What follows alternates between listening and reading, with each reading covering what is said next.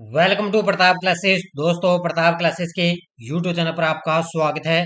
तो आज है 14 सितंबर 2023 और 14 सितंबर 2023 के जितने भी इंडिया और वर्ल्ड के जो करंट अफेयर्स के क्वेश्चन बनते हैं, आज उनका हम डिस्कशन करेंगे। पूरा वीडियो ध्यान से देखना और लास्ट में आपसे क्वेश्चन पूछूंगा जिनके जवाब आपको कमेंट बॉक्स में देना होगा।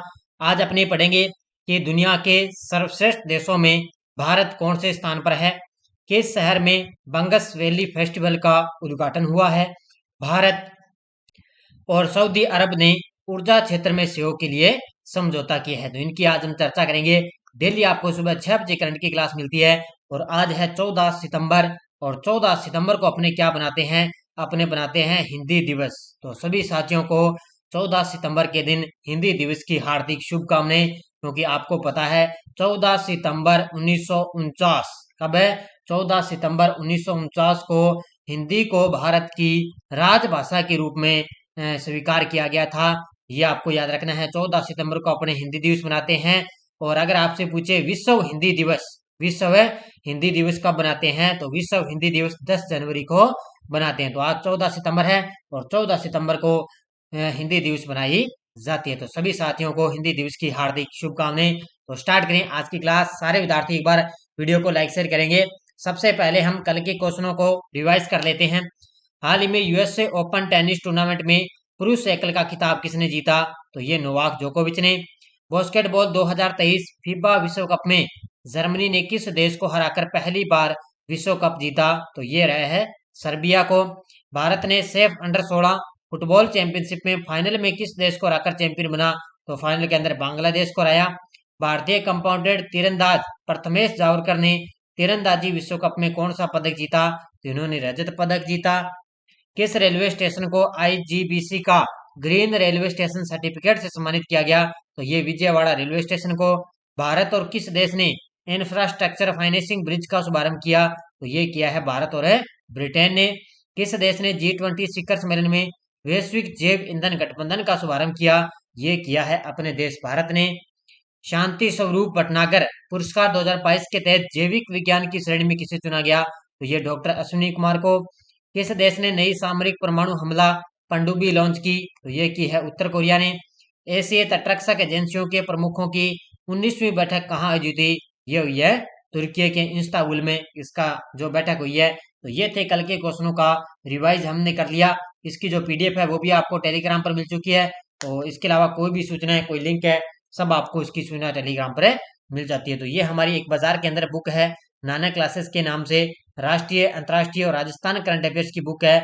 इसके अलावा आपको पता है जो विद्यार्थी ओनली इंडिया और इंटरनेशनल करंट पढ़ना चाहिए, तो इसमें अलग से डाटा डाला हुआ है, क्योंकि आपको पता है 1 अक्टूबर को आरएएस का एग्जाम है और आरएएस एग्जाम के लिए ये पुस्तक है रामबाण साबित होगी। है जरूर आप बाजार के अंदर बुक लेकर आए। और नीचे अगर कोई किसी विद्यार्थी को ऑनलाइन ये बुक मंगवानी है, तो ये नीचे नंबर दिए हुए हैं, इस पे आप कॉन्टेक्ट करके ये बुक ऑनलाइन है मंगवा सकते हो।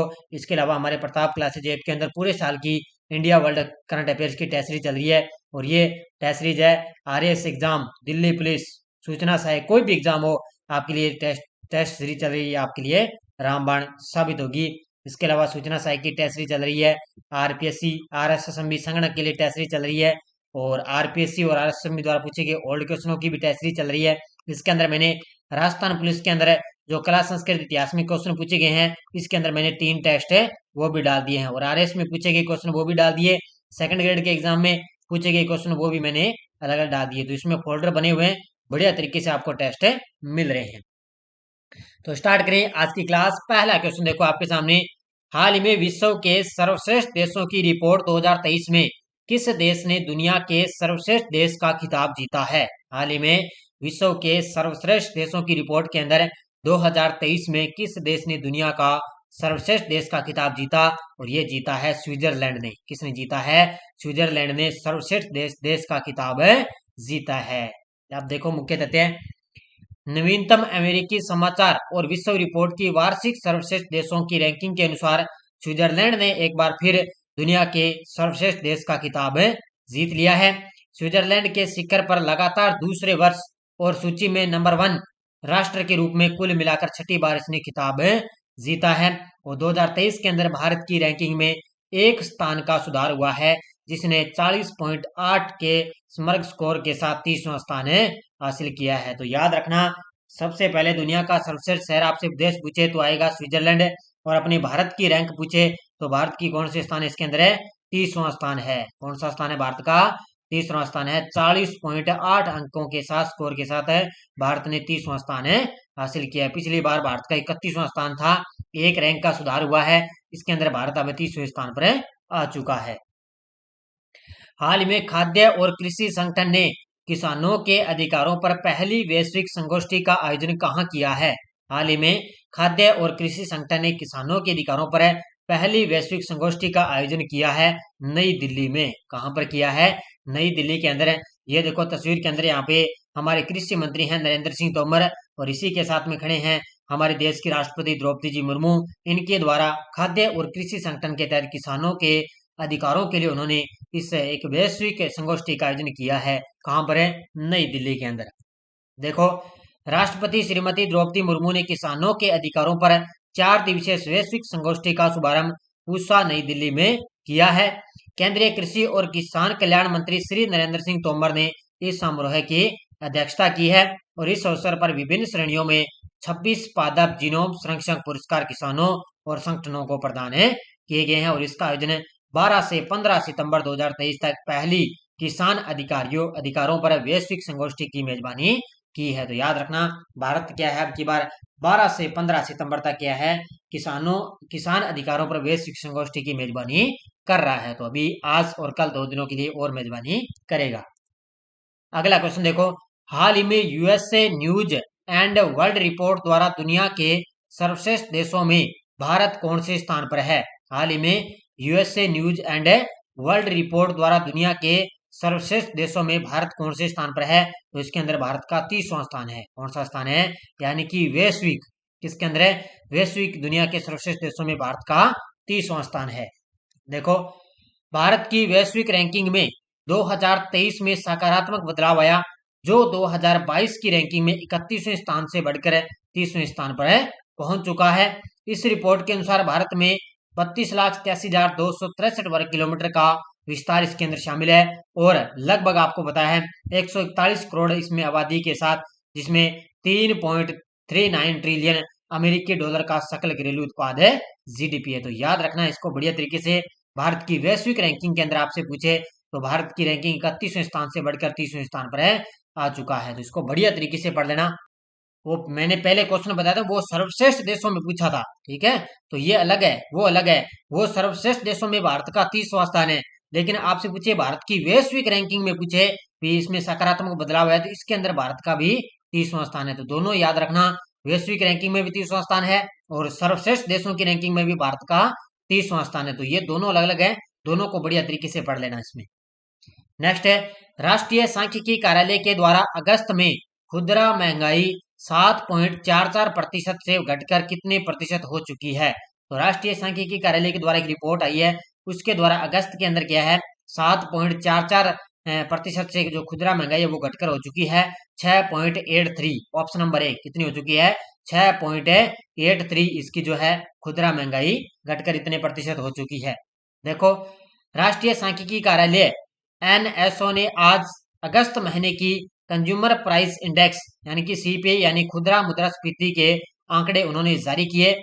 सब्जियों की कीमतों में कमी के कारण अगस्त में खुदरा मुद्रास्फीति जुलाई के 7.44% से घटकर 6.83% हो चुकी है। तो याद रखना, जुलाई में यानी कि अगस्त में ये 7.44% से घटकर 6.83% हो चुकी है। भारतीय रिजर्व बैंक ने 2023-24 के लिए सीपीआई मुद्रास्फीति 6% रहने का अनुमान लगाया था। कितना प्रतिशत है? 6% रहने का अनुमान लगाया था। किसने? आरबीआई ने। तो ये आर्थिक समीक्षा का क्वेश्चन है, ये आंकड़े बढ़िया तरीके से याद कर लेना। अगला क्वेश्चन, सुब्रतो कप अंतरराष्ट्रीय फुटबॉल टूर्नामेंट के लिए किन 3 शहरों को मेजबान के रूप में चुना गया है? सुब्रतो कप अंतरराष्ट्रीय फुटबॉल टूर्नामेंट के लिए किन 3 शहरों को मेजबान के रूप में चुना गया? तो एक तो है दिल्ली, एक है गुरुग्राम और एक है बेंगलुरु। इसमें उत्तर हो जाएगा उपयुक्त है सभी। पहले दिल्ली और गुरुग्राम 2 ही शहर थे, लेकिन अब बेंगलुरु शहर को और इसके अंदर शामिल किया गया। तो ये तीनों शहरों इसकी मेजबानी करेंगे। किसके? सुब्रतो कप अंतरराष्ट्रीय फुटबॉल टूर्नामेंट। तो ये 3 शहर इसकी मेजबानी करेंगे। देखो, सुब्रतो कप अंतर्राष्ट्रीय फुटबॉल टूर्नामेंट है, भारत की सबसे पुरानी नेशनल इंटर स्कूल फुटबॉल प्रतियोगिता है और अब की बार इसका 62वां संस्करण आयोजित किया जाएगा। कौन सा संस्करण है? 62वां संस्करण है। भारत की सिलिकॉन वैली बेंगलुरु को इस प्रतिष्ठित आयोजन आयोजन के लिए मेजबान शहरों की सूची में जोड़ा गया। यानी कि पहले आपको पता है दिल्ली और गुरुग्राम थे, लेकिन अब बेंगलुरु शहर को भी इसमें मेजबान शहरों की सूची में जोड़ा गया है। इससे पहले दिल्ली और गुरुग्राम में आयोजित होने वाला ये टूर्नामेंट है 19 सितंबर से 23 अक्टूबर 2023 तक 3 स्थानों पर आयोजित किया जाएगा। तो ये पहले 2 ही शहर थे, अब बेंगलुरु को और जोड़ दिया, तो 19 सितंबर से लेकर 23 अक्टूबर तक इनका आयोजन किया जाएगा इन 3 शहरों के अंदर। एशिया कप 2023 में कौन से भारतीय खिलाड़ी वनडे में सबसे तेज 13,000 रन पूरे करने वाले खिलाड़ी बन गए? तो यह आपने मैच देखा होगा, एशिया कप चल रहा है, उसके अंदर 13,000 रन पूरे करने वाले खिलाड़ी बन गए विराट कोहली। कौन बन चुके हैं? ये तस्वीर के अंदर आप देख सकते हो, ये है भारतीय खिलाड़ी विराट कोहली और ये श्रीलंका के में आपको पता है वहां पर 13,000 रन पूरे करने वाले पहले खिलाड़ी बन गए। भारत के विराट कोहली ने एशिया कप सुपर 4 के दौरान पाकिस्तान के खिलाफ श्रीलंका के कोलंबो में इसका आयोजन हुआ। किसके खिलाफ है? श्रीलंका के खिलाफ स्थित आर प्रेमदासा स्टेडियम में 13,000 वनडे रन तक पहुंचने में सबसे तेज खिलाड़ी बन चुके हैं। तो सबसे टॉप पर तो है सचिन तेंदुलकर है, लेकिन ये अब 13,000 रन बनाने वाले सबसे तेज खिलाड़ी बन चुके हैं।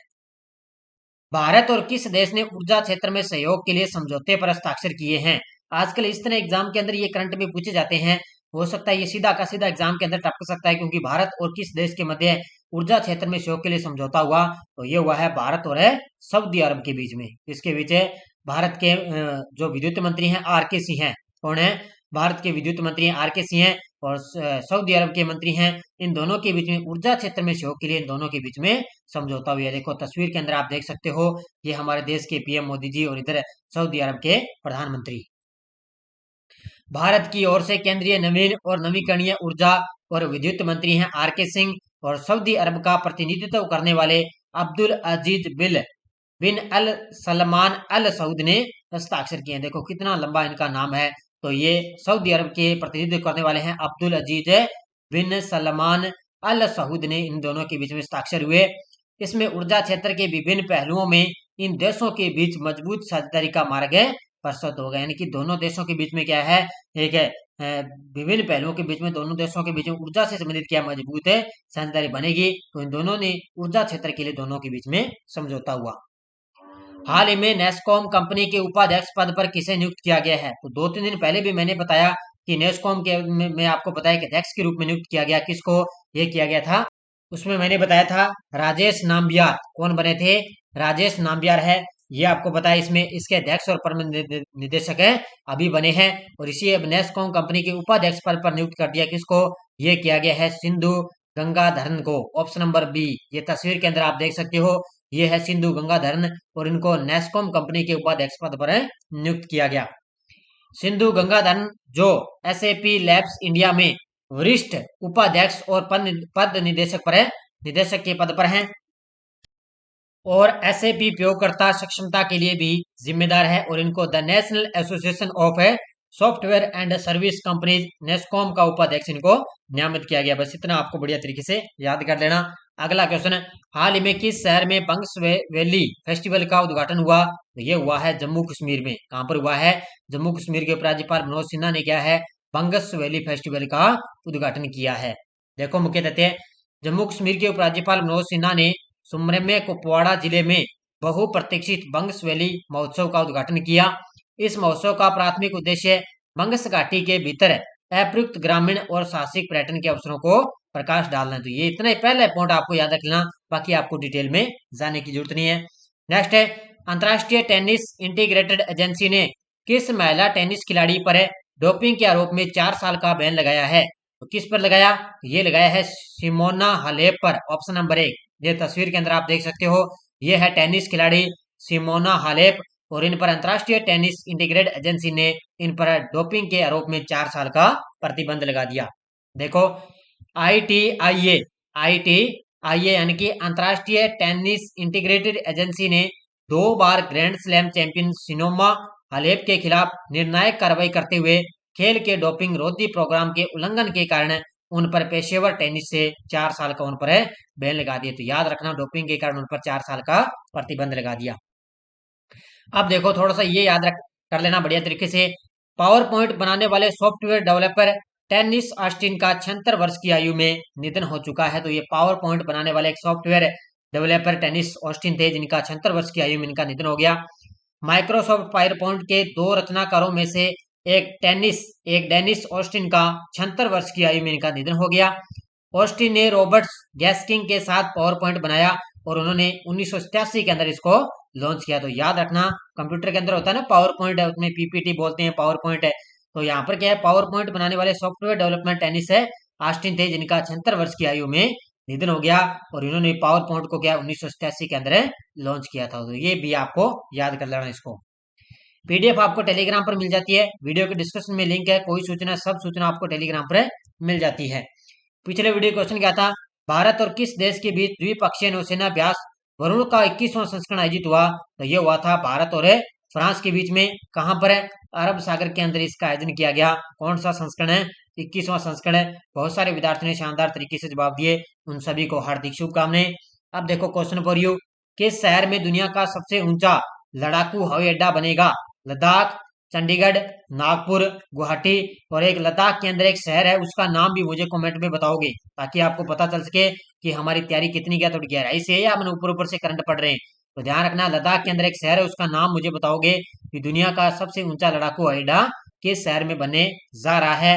तो इसका जवाब आपको कमेंट बॉक्स में देना है। बाकी अपने टेस्ट सीरीज चल रही है, राजस्थान पुलिस कांस्टेबल है पूरे साल की, और अपनी बाजार के अंदर भी बुक आई हुई है। तो ये थी आज की अपनी क्लास। सारे विद्यार्थी एक बार वीडियो को ज्यादा लाइक शेयर करते रहना, आपको लगातार मेरी कंटिन्यू क्लास आपको मिलती रहेगी। तो धन्यवाद, जय हिंद, जय भारत।